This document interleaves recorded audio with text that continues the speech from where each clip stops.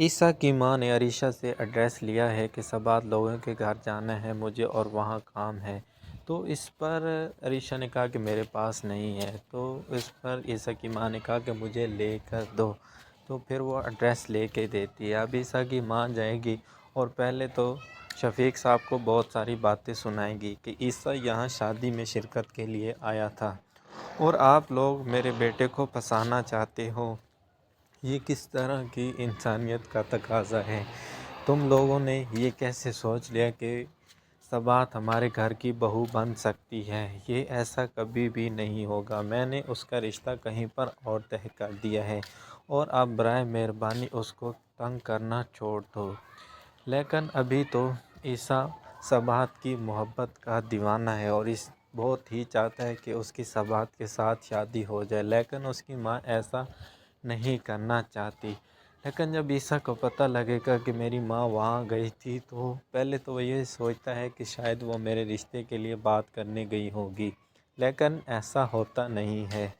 شفیق صاحب کلثوم بیگم باتیں سن کر حیران ہو جاتے ہیں کہ عیسیٰ کی ماں کس طرح سے باتیں کر رہی ہے اور انہیں اتنی باتیں سنا دی ہیں۔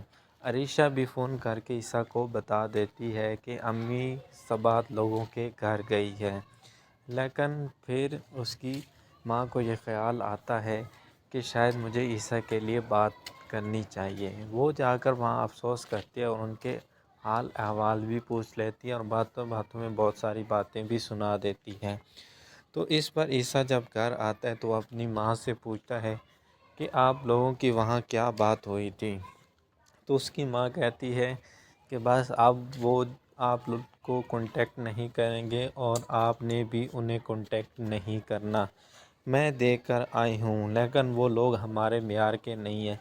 میں تو شادی کے لیے گئی تھی لیکن ان کے رویے اور ان کا سٹینڈرڈ ہم سے میچ نہیں کرتا بیٹا، وہ اچھے لوگ نہیں ہیں اور ان سے ہماری رشتہ داری نہیں ہو سکتی۔ تو اس پر عیسیٰ کہتا ہے کہ میں نے تو آپ کو پورا اختیار دیا ہے کہ جہاں بھی آپ میری شادی کرنا چاہیں تو کر دیں۔ تو اس پر وہ کہتی ہے کہ ہاں میں ایسا ہی کروں گی۔ میں آپ کی محبت اور چاہت کو دیکھ کر وہاں گئی تھی لیکن ان لوگوں کا رویہ میرے ساتھ اچھا نہیں تھا۔ اس طرح سے اب عیسیٰ کی ماں اپنے پیارے سے عیسیٰ اور فرما بردار بیٹے کو وہ مس گائیڈ کر دے گی، حالانکہ اسے چاہیے تھا کہ اس کے ساتھ شادی کی بات کرتی، لیکن ایسا نہیں ہوا۔ لیکن عریشہ اب بھی کوشش کر رہی ہوتی کہ کسی طرح سے یہ رشتہ طے پا جائے۔